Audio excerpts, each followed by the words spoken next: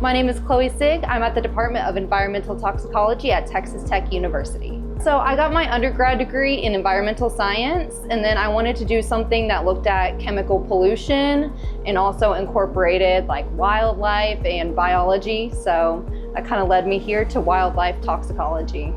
Right now I'm working on the impact of insecticides on non-target pollinators. Right now we're looking at pyrethroids and the painted lady butterfly.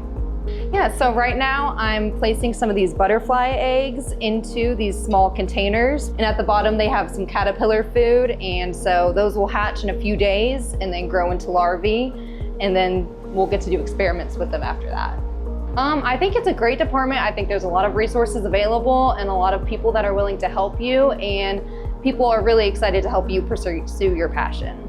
After this, I plan to go into consulting and possibly risk assessment.